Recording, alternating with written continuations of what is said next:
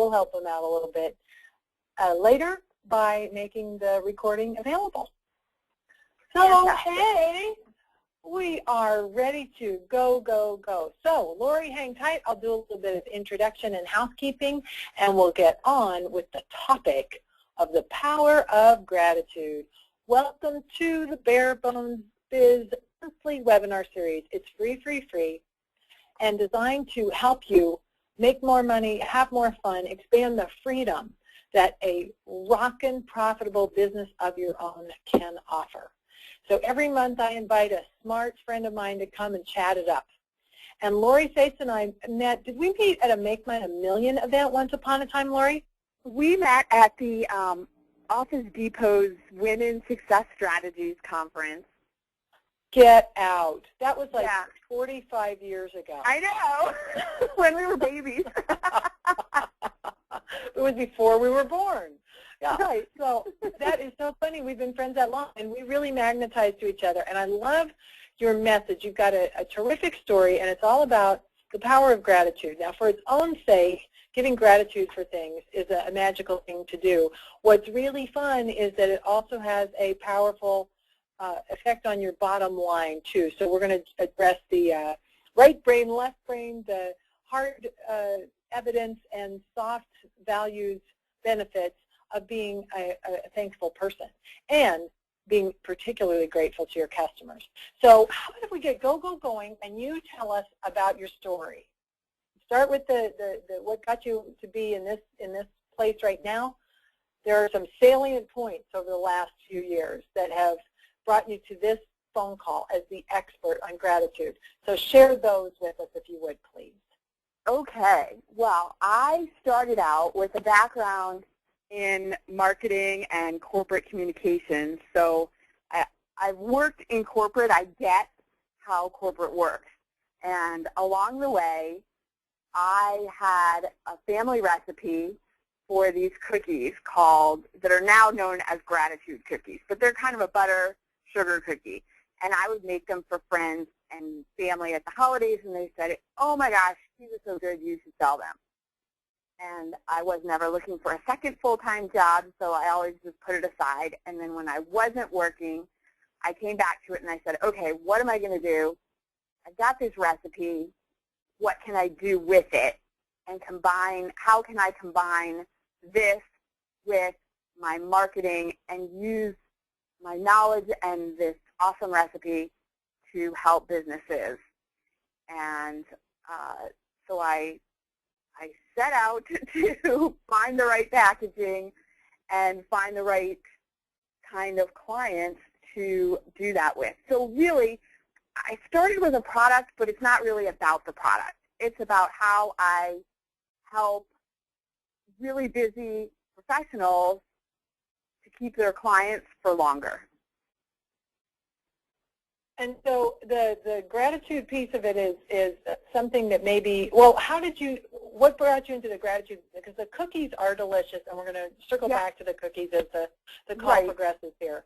But the gratitude side of your business, is that something that you learned in the corporate world? Or go back to the times in your life where it dawned on you how important it was to be grateful for your clients? Yeah, well, so it actually really starts back in childhood, because I was one of those kids whose mom would stand over her and make me write my thank you notes for birthday presents or holiday presents or whatever, and handwrite thank you notes. And I hated it at the time, but in hindsight, it was such a great thing to learn how to do.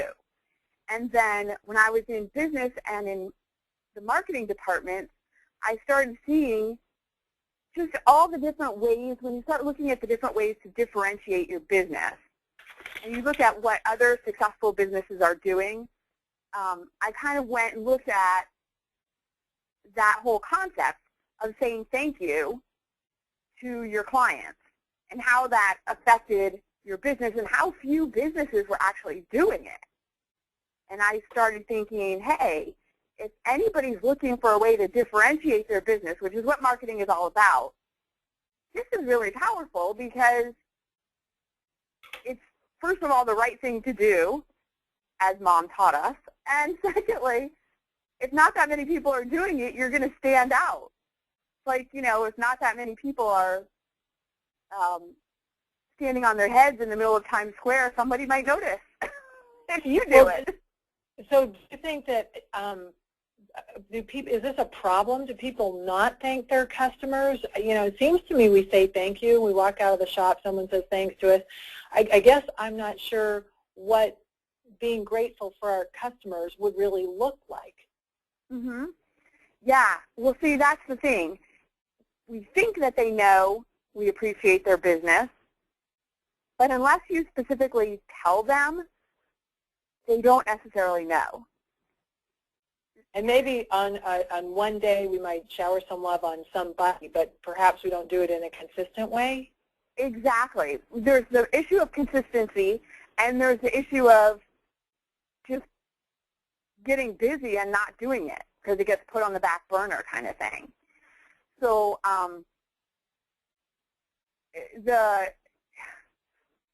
it's kind of like being in any kind of relationship, but let's use the example of being in a marriage where you get married to that person, you say I love you on your wedding day, and then you never say it again because, you already said it. I wouldn't have married you if I didn't love you, right? Right. So it's kind of like that. It's a relationship, and it needs to be nurtured, and your clients need to hear that you appreciate their business.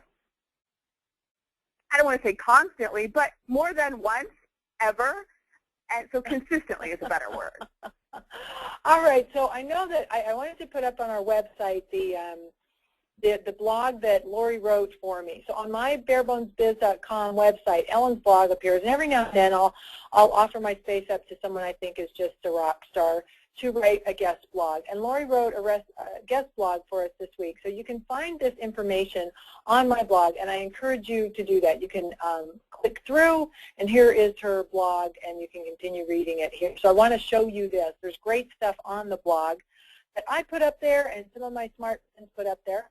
Lori, I know you've also brought some bullet points that you want to use today so that we make sure we get the most communication out of our time together. So I'm going to make you the presenter. Can I do that? Sure. Yeah. Okay. So what'll happen on your screen is you're going to see a couple of opportunities to say yes to me. One is, can Ellen use the keyboard and mouse? And then there'll be a little dialog box that says show my screen. So answer in the affirmative to those. There you go. My screen. So you see my screen now? Okay. I do. It says, what is the law of reciprocity? And how do you pronounce the word reciprocity? Sound it out. Good job. Okay. You must be a mother, too, based on that. No, I just listened to my own. Yeah, there you go.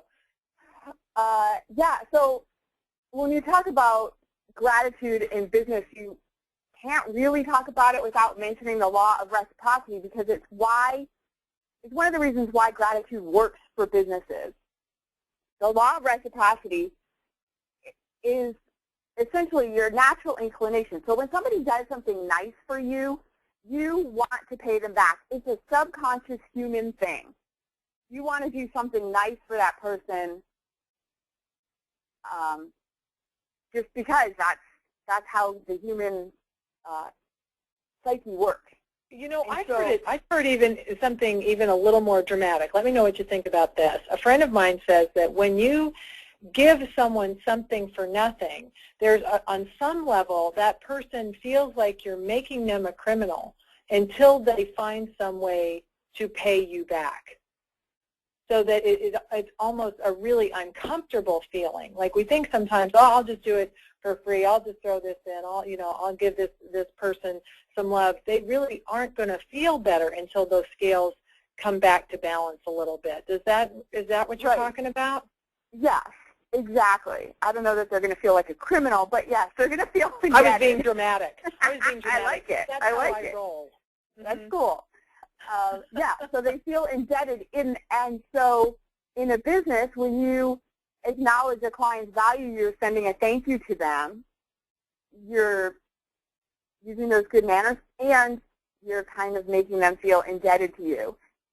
And there's nothing wrong with that. Okay, so the law of the reciprocity means that when we say thank you, then what? Could we expect that this is going to come back to us?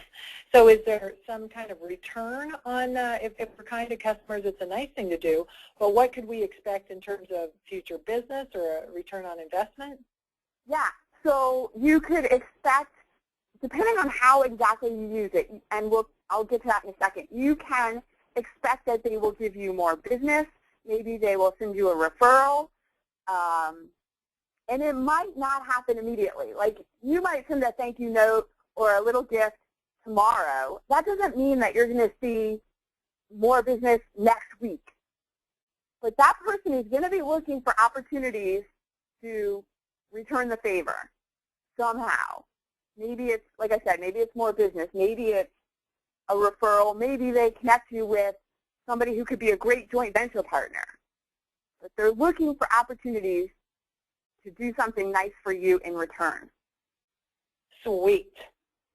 Yes. And so now, specifically how that works, I have a client, for example, who has a membership-based business. And he noticed that his membership people would stay a member for about 8 or 9 months, and then they would drop out of the program. So he implemented a system where at about, I think it was about 7 months, he would send them a box, a gift, and his client retention doubled. And so those people started staying with him for 18 months, 17, 18 months. So now he just doubled his client retention, which doubled the amount of money he was bringing in, because he saw when they were he knew when they would be about to drop off, and he'd send them a gift. And now they're going, oh, well, I can't quit now. He just sent me a nice gift. Well, and it seems like that it's just a kind and thoughtful thing to do, that maybe we do feel like we're being ignored and taken for granted unless someone makes that kind of outward gesture. Mm-hmm. Yeah. And think about all the people and vendors you've done business with and how often that happens. Yeah, I guess in some ways I really don't expect, well, there's two things. From my perspective as a business owner, this is like hitting me between the eyes. Every time someone comes on a webinar and they share these really smart ideas, I think, oh, why am I not being better about it and more consistent about it? And then on the other hand, I look at what my expectation is as a consumer, and I think, well, I really don't expect very much. I just don't want someone to be deliberately rude to me. But other than that, I have a pretty low expectation. So when you do thank people, what is generally the reaction? Do they feel like well, it's about time, or are they dazzled with the display, or all of that? It's interesting because, of course, you can expect varied responses, as varied as the number of different kind of people that are out there. So some people will contact you immediately and say, oh my gosh, this is so cool, thank you, this is awesome. Other people might not say anything because when you think about it, they might feel a little awkward saying thank you for saying thank you to me. It's funny, too, depending, I guess you can't, even if you put a really great a gratitude program into place, not everyone will necessarily respond positively. I remember we sent out acknowledgments to our clients one year that we had used a portion of our profit to do really nice things for this one. There was a disaster. We contributed a nice chunk of change to the Red Cross, and one of my clients said, I would have rather had a reduced price on the service. Wow. Oh my gosh. You try to do a nice thing. The guy's a little bit of a curmudgeon, but I suppose that someone's reaction to it still doesn't mean that they don't. They may react in a way but still get some warm fuzzies from it as well. I'm just bringing that up. But let's talk about putting the power of gratitude to work. What typically happens is, according to your slide here, is you put it on the back burner. I can see that for sure. We are so busy trying to get business that sometimes the folks who've already signed up with us tend to, well, I'll get back to them another day. Well, no, that's exactly it. We spend a lot of time working to get clients and get new clients, and maybe not so much effort and energy focused on the clients we already have, and those are actually better opportunities for increasing your bottom line, is to get more business from the clients you already have, and that can come in the form of more business specifically from them or referrals from them. So what do you mean, to make sure it doesn't happen to you, incorporate it into your marketing strategy? Tell me specifically how we would make that happen. Yep, so if you have a marketing strategy, presumably the marketing strategy has things like print news, writing a blog post every Monday, for example, and sending out a newsletter the second Tuesday of every month, or making follow-up phone calls on Wednesdays. Whatever it is, you have things scheduled into a calendar to do, and you consistently do them. So you add in the client appreciation component, and it gets put on the calendar as a monthly or weekly thing to do. I have one client, he sends me his list of people that he wants to send a gift to every Friday.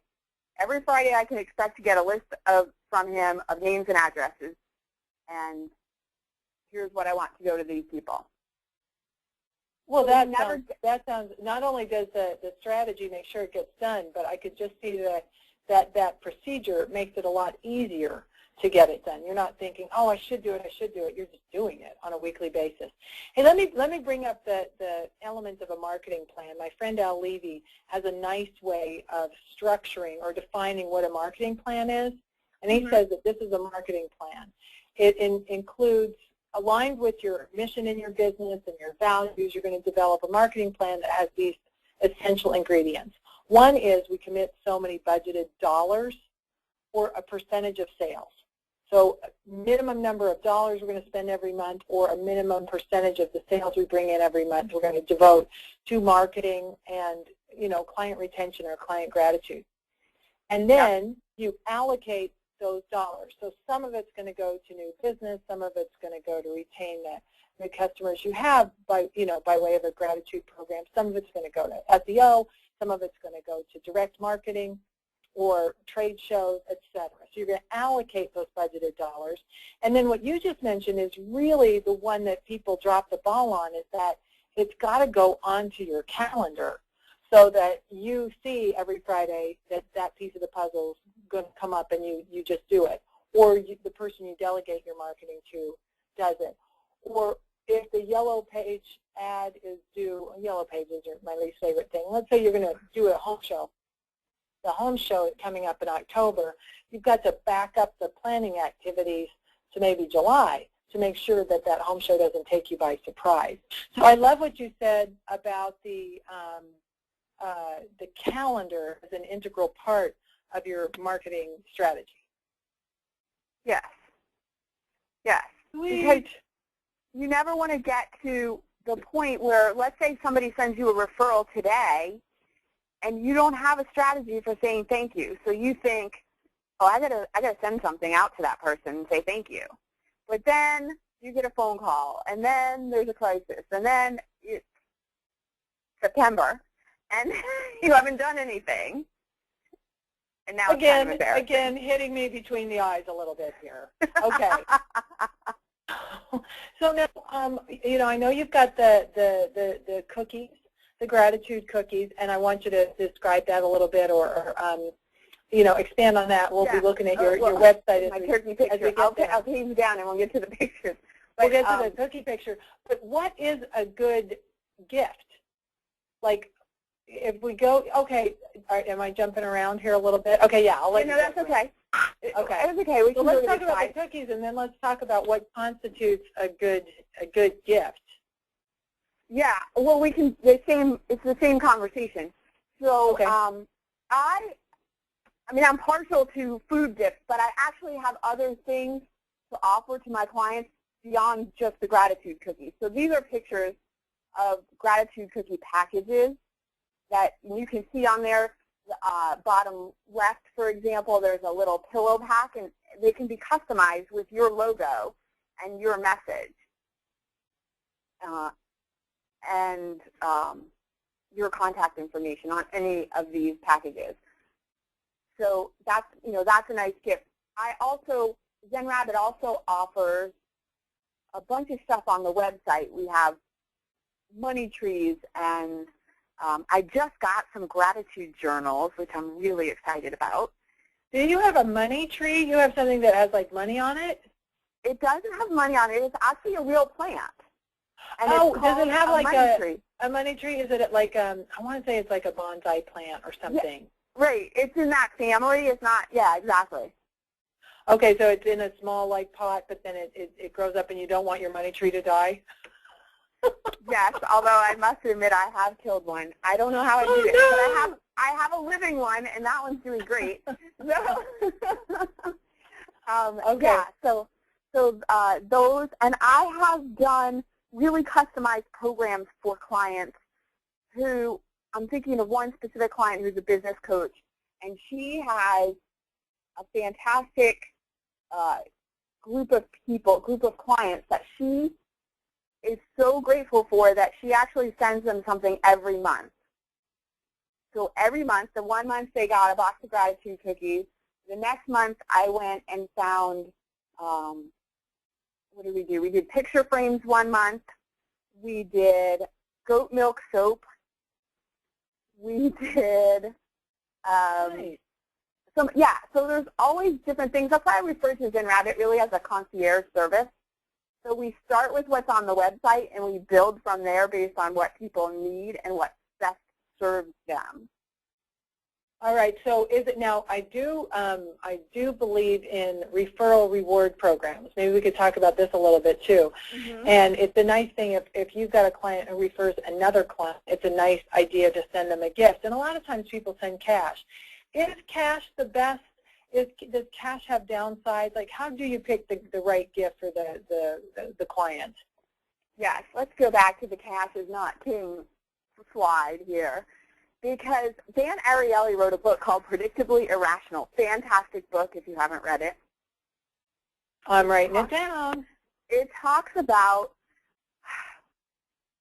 it's like how does he refer to himself? He's an economic behavioralist. Wait, where's my little note that I had about what he is? He's a behavioral economist at MIT. Behavioral economist at MIT. So he studies, smart. He studies behavior around how people spend money, react to money, market, things that can change the market from a behavioral standpoint. And he talked in this book about market norms and social norms. So how this, and I'll get to real quickly how this is related to what you're doing in terms of giving a referral fee or a gift card, some kind of money. He talks about market norms are, so you know that you have to pay your rent with a check, for example. But when you go to dinner at a friend's house, you might bring a bottle of wine instead of finishing off dinner, leaning back in your chair and going, oh, so Jim, how much do I owe you? That would be awkward. I've never thought of that. Right. Okay, so there are some social norms of giving. So and what does it predictably irrational mean then? Like, so people do things in a predictable way that are completely irrational, but you can predict that they're going to be irrational about it. And so how does that tie in with cash? So he did some studies and looked at how people reacted to being given money versus being asked to do a favor. And they had people dragging circles on a computer screen, and they had to do as many as they could in 5 minutes. And so the first group, they paid them like $5, and the second group made 50 cents for the same task, and the third group was just asked to do the task as a favor, and they didn't get any money. And what happened was the people who were paid $5 did like 159 circles or something like that. And then the people who got 50 cents did about 100 circles. And the people who didn't get paid at all did 170 circles. They did the most because they thought they were doing a favor. So they worked harder because they just wanted to do a good job because they were doing someone a favor. Interesting. So, yeah, and then they did the study again and to see what would happen if they gave them a gift instead of money. And so this time they gave either a $5 box of chocolates, a 50-cent chocolate bar, or again, asked the third group to do it as a favor. And it turned out that all three groups worked equally hard. So the gift and the being asked to do it as a favor was kind of brings things into social norm. It was like a social exchange. And when they were paid to do it, it was like a job. And they weren't as excited about doing it. So can we deduce from that that while cash is useful and could be part of a referral program, the gift intimates that we're becoming friends as opposed to a client-vendor relationship. Right. Yeah. And people will feel, it kind of gives that warm fuzzy feeling, so they feel better about doing more for you. Oh, this is really fun. That was kind of an aha moment for me. Okay, if you are listening in and you have a question about your own reward program, the thank you program you've got in place, the fact that you don't have one and you might want some tips for getting one together in a stress-free, easy-to-implement way, be sure to raise your hand or type a question in the question box, and I'll keep an eye on that as Lori continues on with her presentation, and I'm happy to interrupt with your question, and that's a nice way for you to get the very most out of our webinar today. So don't be shy. If you've got a question, be sure to raise your hand and ask it, or type a question in and I'll represent you on the line. All right, where next, Lori? So I just want to say that, you know, there are obviously times when paying a commission is how you do business. But I think that that both people have to have an understanding about that before you do it. And it's not really a reward, it's a financial transaction. I see, and that's a nice clarification. So, you know, you might say, hey, one way to make some extra money, if you like the way we do business, is you can turn friends on to our company, and we're happy to give you a cash reward for doing that. So that's one level of creating additional business through your clientele, but it's not a replacement for really a gratitude program. Right. It's not, yeah, exactly. It's a financial transaction. You're not really saying thank you for doing me a favor. You're saying I'm paying you for business just as if you were a vendor. You know, Pete, my buddy Pete, who is a new graduate, Pete, can you be heard? I know you're on mic and speakers, but I just unmuted you. Would you talk to us? Hi there. Hi there. You're really, really soft. Can you get a little closer to your microphone? No, if we can't hear you, I'll represent you, but I just love you, Pete. I'm so glad you're here today. Glad to be there. Congratulations to you. I saw a picture of you on Facebook with you and your son graduating. Thank you. That was so awesome. Congratulations. You're my favorite graduate, and your son, second favorite. Thank you, Ellen. You have a great question, too. Do you want to share this with Lori? Well, how much does one set for a limit or a ceiling on how much you spend? Because if you spend too much, the customer gets kind of a mixed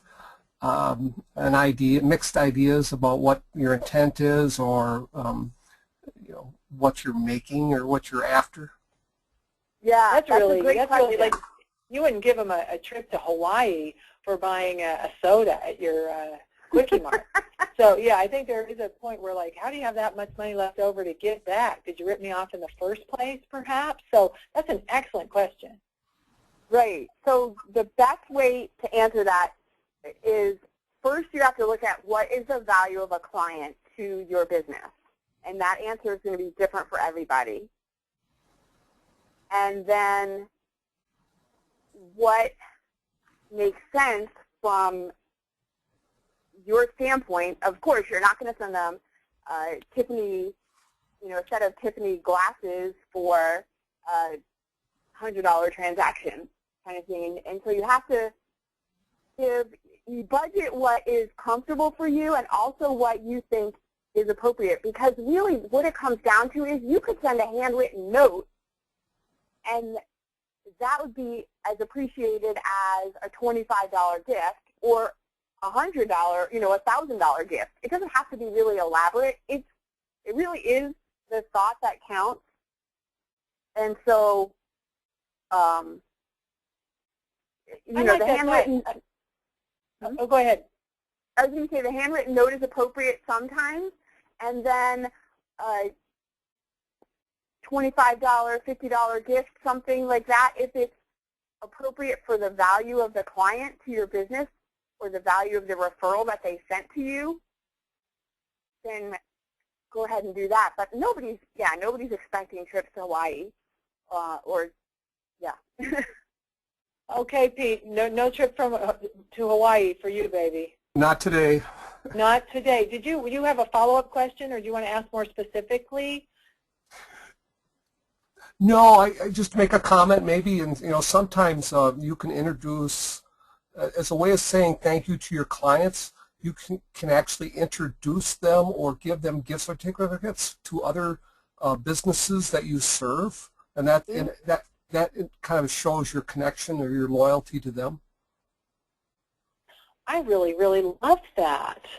I love that a lot. Thanks for sharing, Pete. I'm going to play on that a little bit too, as far as it's really a nice thing to do to say, you might like my friend Pete because he's got a business that serves a need that you expressed to me that you might be interested in. So it's really fun when you turn a client on one of your guys. Like, I have a guy, he's the greatest plumbing contractor on the planet. Let me introduce you to my guy. And he might be a painter or a handyman or an artist or, run a little coffee shop on a cool side of town. Introducing people like that can be a really neat way to informally say thank you and I appreciate you. That is a fantastic way to do it, especially if you, because it may not cost you any money if you are working in some kind of joint relationship where they give you certificates and you give them, if that's possible. So it's a great way to collaborate with other people. The one thing I will say about that is the better way to do that is to give an actual gift certificate for a certain amount, maybe a $30 gift certificate or something, as opposed to here's a coupon for 15% off. So you like the dollar amount better?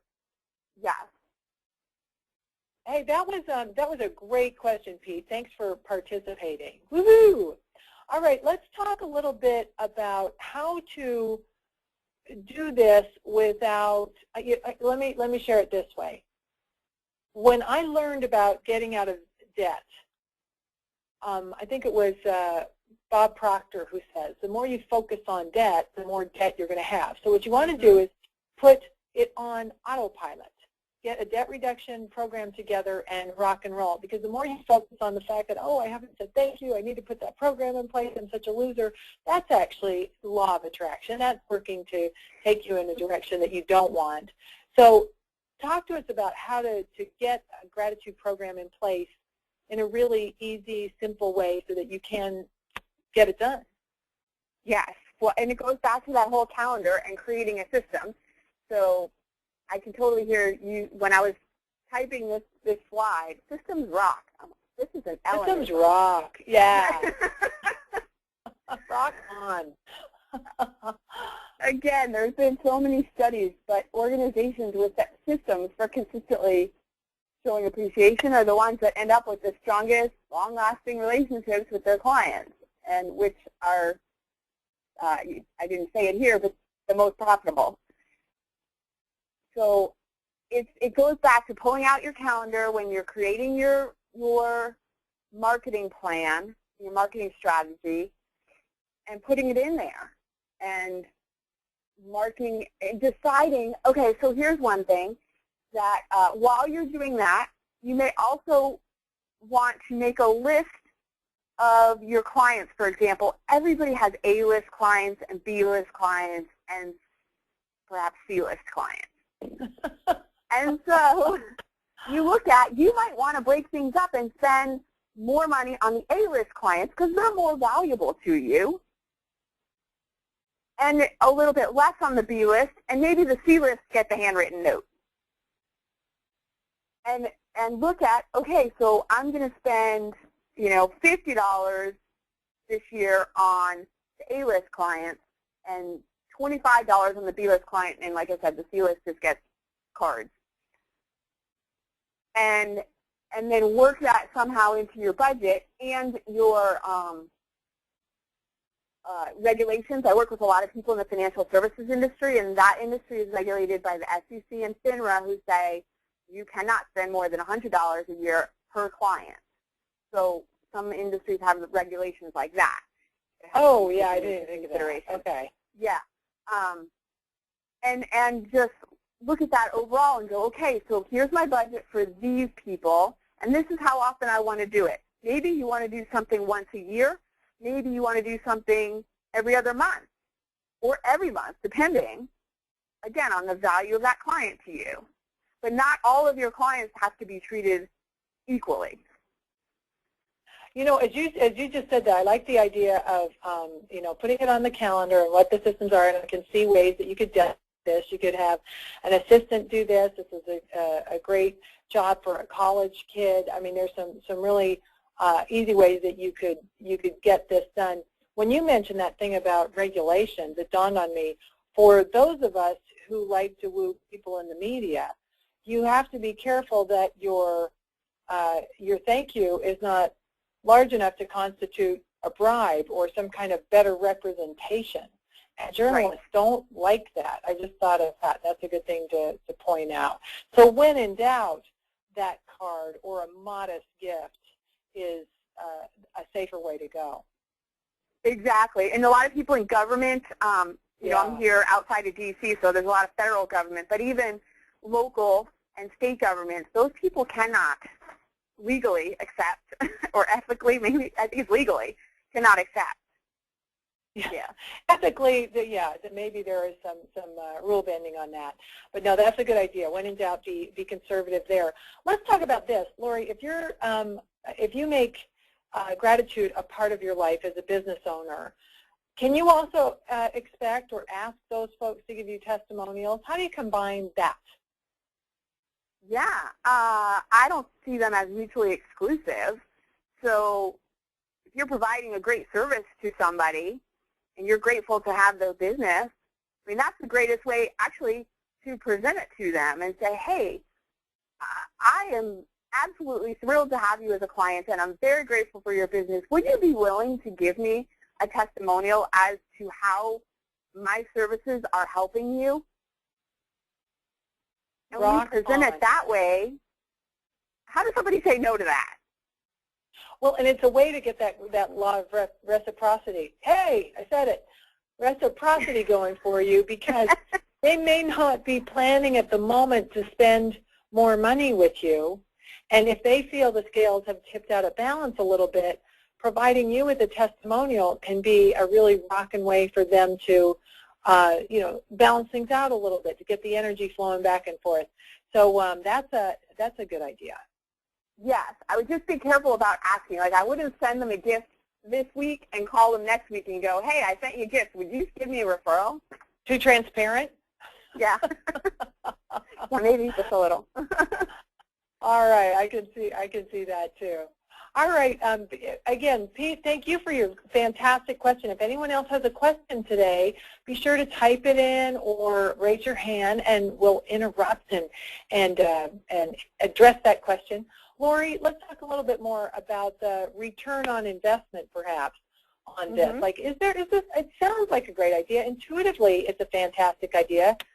But if I wanted to really get excited about this, you've got some statistics. Let's talk about it. So the statistic, I just put it up to have something. But this is one that's been floating around for a while, that up to 64%, I've seen 68% of clients will leave not because your business did anything wrong, you didn't hurt anybody. They just don't think that you appreciate their business, and they will go somewhere else. So, ouch. So there's your ROI kind of thing in one aspect of, again, so now you're losing a client, and you have to go find a new client to replace the income from that client. And we all know what's that, I know, again, it's conflicting, but it's 7 times, 9 times more expensive to get a new client than to keep an old one. That's where it starts paying off. You may not see, like we talked about earlier, you might not see an immediate return. You send a gift or a thank you this week, and next week, all of a sudden, you get $5,000 more business from that client. But it's over time. It's kind of like changing the oil in your car. You know you're supposed to do it every 3,000 miles. If you don't do it at 3,000 miles, it doesn't mean your car is going to break down tomorrow. Mm-hmm. But eventually, after maybe 30,000 miles, it's not going to run anymore, and you shouldn't be surprised as to why not. That is a lovely analogy. That's so funny. Okay, good, good, good. Yeah, so you do it because it's the right thing to do, and it will pay off. It's just hard to say immediate that you're going to see an immediate ROI. You might. It happens. And maybe it'll take a little bit longer. And maybe you don't see it necessarily. Remember that commercial where somebody opens a door for somebody and then another person sees it and then they help somebody cross the street, and it's just that paying it forward thing? Yes, I know that commercial. I don't know what it's about, but it is neat. It's for an insurance company? I think so. It is a lovely, again, it would be a great commercial if we knew whose commercial it was. However, I do like Travelers Insurance. I do like that warm, fuzzy feeling you have about that, and that is how things work. Mm-hmm. Love it. Yeah. Now, speaking of commercials, that reminds me, we were talking about the money not being the most important element of the thank you transaction. There's that commercial with Jimmy Fallon, and he's trying to get the baby to take more money. Right. Who doesn't like the baby money? doesn't care about money. Right. I like that. Yeah. It's just like that. All right. What else have you got for us here to make this easy? I love the concept. How do we put this on autopilot? Oh, okay. We got a special offer. Let's see what you got. I've got a special offer for the people who are on the webinar or the people who listen to the replay of the webinar. And the first part is I have a free special report that talks and gets a little bit more in-depth to what we've been talking about today. It's called The Little Known Secrets of Gratitude and Reciprocity, and how they can positively supercharge your profits. And that is available at gratitudeprofits.com. I recommend reading it. And then I would love to offer a complimentary 15-minute strategy consultation with anyone who would like one. And we can just talk about some ideas that are just to, get a feel for your business and talk about what could be good things for your particular business and your particular situation to serve those client appreciation needs. And that may or may not involve working with Zen Rabbit. It doesn't have to. And then lastly, if a listener does decide to sign up for one of the monthly gratitude programs that Zen Rabbit has by the end of June, I will take $50 off the first 2 months. And for those people who stick with the program for a full year and really see the whole benefit of doing it, take another $50 off for month 13. And is the gratitude program like what you described with that flow where you would provide names, we would provide names to you, and then you come up with appropriate gift ideas? Exactly. Right. You're committing, essentially what you're doing is committing to a monthly program amount, and then we'll figure out what that is and what's appropriate. And yeah, and then all you have to do is send in the list of names and addresses every month. Everything is set up. The card is set up ahead of time, and what we're doing is set up. And so, yeah, you get to the point where you're just sending in the list of names and addresses, and you don't even have to think about it. I think that's really nice. And I love that you're offering the 15 minutes. Hey, why don't you share with us a little known secret of gratitude that we haven't heard yet? A little known secret of gratitude. Or maybe a story of somebody who does this really, really well. Yes. There is one of my clients. Do you know Sandy Krakowski? That name's really familiar. What is it? A woman? She's a business coach, and she is fantastic at saying thank you to her team members and to her clients. And she is just so authentic and genuine. You'll see it in her Facebook posts, in her all of her social media. And she just really believes in recognizing people for their contributions as, like I said, as employees, as clients, as team members, whatever it is. And you see it in how she does business. And she's extremely successful. And I believe it has a lot to do with that whole, it's just her way of being. It's not something she does to manipulate people. It's who she is. And all of us can incorporate that element of genuine appreciation when somebody does something that is beautiful, that you say, hey, that's really cool. You know, what a neat thing that woman was just presented by you with the reputation of being so kind and generous and grateful for the people in her lives, her team members and her. What a lovely reputation to have. Yeah. And that's really awesome. And you know, a kind of a tip then is even in her Facebook posts and her social media, she is expressing gratitude for the people in her life and shining a spotlight on those who deserve to be honored and recognized. That was really inspiring.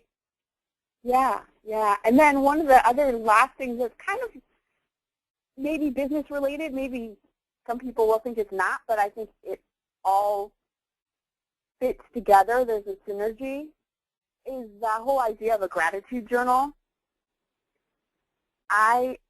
And keeping one and just jotting down some things maybe every night that you're grateful for. And in my gratitude journal, and I admit I started doing one in January and then I got away from it. I actually wrote a blog post about this recently. I started writing. I got away from it because, you know, one night it was really late and I was tired and I didn't do it. And the next night, something else, and I didn't do it. Right. And then all of a sudden now it's June. So I went back to doing it. And just making a list in a little journal every night of things that I'm grateful for. Somebody held the door open for me, or let me cut in front of them in traffic, you know, when I needed to make a turn and I was in the wrong lane, whatever. And just, you know, being grateful for my clients or for a cool phone call that I got from somebody who's interested in doing a joint venture, whatever it is. Kind of keeping track of them, because it's really easy to forget and to get into a mood where it's like, nothing's working. Oh, it is totally selfish because you feel uptone. It brings you back uptone. Hey, we just got a great question. And James, you're on a microphone and speaker. It may or may not work to hear you, but I'm going to unmute you if you will play with us.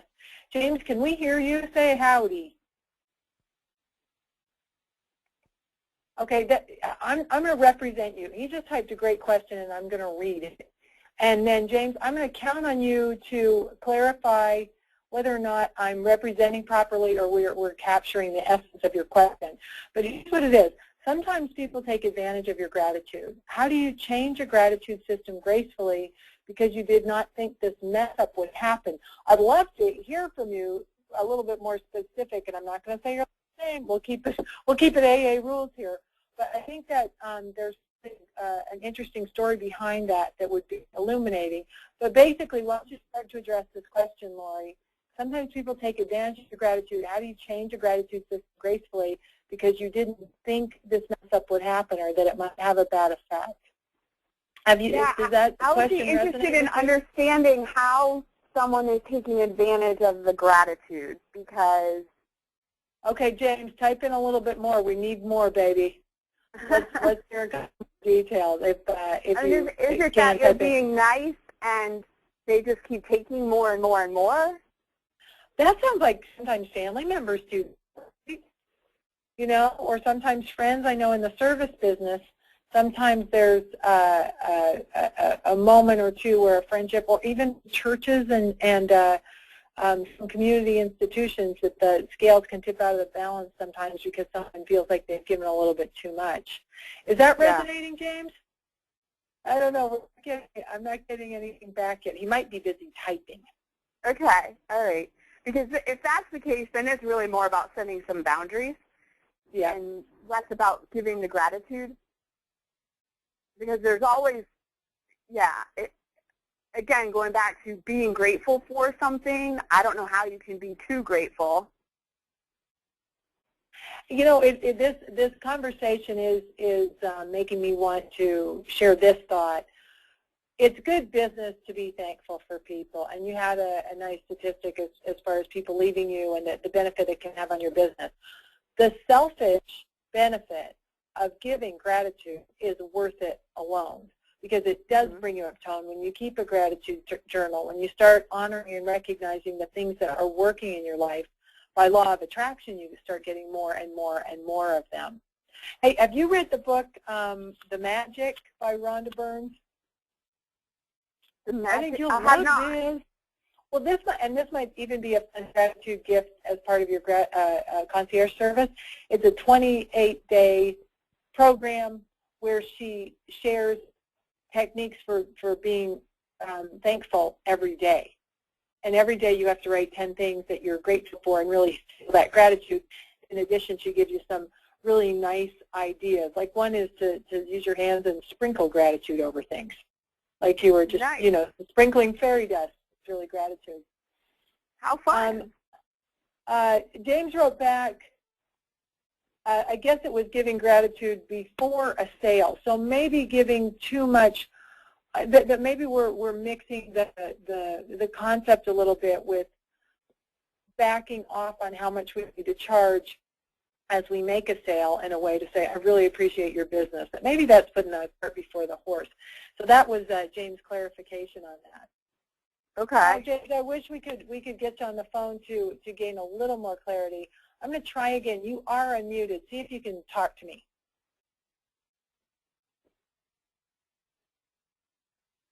I'm going to use a four-letter word here. Dang. Sorry about that, James. Sometimes that happens. We can, you know, the speakers might be engaged, but the microphone is sometimes a second issue. I'm guessing that the issue, as Lori suggested earlier, might be one of boundaries.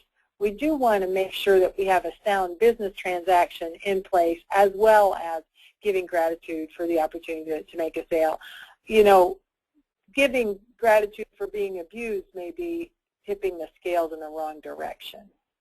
Yeah. Yeah, there's definitely opportunity to share gratitude before a sale is complete. There are a lot of industries where that might be useful. I'm thinking specifically of real estate, or somewhere where you might want to say thank you along the way before before a closing actually happens or something like that. But again, you're the one determining how much you're spending and how much you're giving and doing. So again, it goes back to that boundaries of not giving away the kitchen sink before the transaction is complete. I know that too, with employee benefit programs and things. I've made this mistake before, and I've counseled people in ways that I wish I could take it. But sometimes you might have to do a races with a program that you've put in place, where if you are shooting yourself in the foot, you're giving the trip to Hawaii for the soda that you're selling at the 7-Eleven. It's all right for you to do a races and to start over. Fair enough? Yep. Yep. And we talked about my client who's sending out the gifts at about the 7-month point so that people sign on for longer. Not 100% of those people are going to say, yes, I want to stay in the program. They might leave the next month. But the ones who are staying are making up for the ones who are leaving. And so he's overall making more money. That makes sense to me. Well, Lori, you have been such a peach. Is there anything else you want to share with us before we say sayonara and thank you for coming on the webinar today? I think that is it. I will just leave with this last, if anybody wants to contact ZenRabbit's website is zenrabbit.com, Facebook/ZenRabbit, Facebook.com/ZenRabbit, and on Twitter @ZenRabbit. It's all ZenRabbit. How did you come up with the name? I forgot. You told me once upon a time, and I forgot. Yeah, well, now we only have 2 minutes left. But I know. There is a story on the website, actually, that says the story, and it all has to do with a stuffed rabbit that my mom gave me for my birthday, and I would rub her ears, as children do with blankies and animals, and she would put me in a Zen meditative state, so she was essentially my Zen rabbit. Aw, so you just have a really warm and loving connotation to these cookies. And these cookies are delicious. They're super thin, like a brown sugar cookie. Right. But it's a famous and secret family recipe, isn't it? It is. Yes, exactly. Yeah, and what would happen was that people who eat them then immediately start thinking about how it reminds them of their grandmas, and that brings them into that warm, fuzzy Zen place, Zen blissful place. And so that's how it tied into the whole Zen rabbit concept. Love it and love you. And I'm so glad that we met 150 years ago, Lori. Yes, I am too. You are a peach. Thanks for playing with us today. Thanks for all your great information. And I feel so loving and warm talking about this. I can't wait to shower more love on the people who have been so good and kind to me. So thanks for the inspiration today. And thank you for having me as your guest. Yay! Well, become our Facebook friends, too. Here's Lori's Facebook address. And if we're not Facebook friends, become my Facebook friend. You can find the barebonesbiz.com business page, or you can befriend me, Ellen Rohr, on Facebook, or both. And I try and put terrific information to help you discover the freedom that a business of your own can offer. And one of the cool things about having a business is it's a playground for being the best person that you can be. You can make money doing it, which is sweet. You can also test drive these philosophies that are going to deliver umpteen benefits to you and your clients, like putting a formal gratitude program in place. I'm so excited to crank up our efforts along these lines. So thank you, Ms. Lori. My pleasure. And we will be posting this recording on Facebook. So if you missed it, if you missed it, you won't be here. But if you want to pass it along or send it to someone on your team or a friend or someone else who has a business and you think they might be well served to see this message, we'll be posting it on Facebook in a few days. Check back. At barebonesbiz.com, you can find our Facebook page, too, at barebonesbiz for our business page, and Ellen Rohr. That's enough. I'm going to let you go. Love, love, love, and see you later.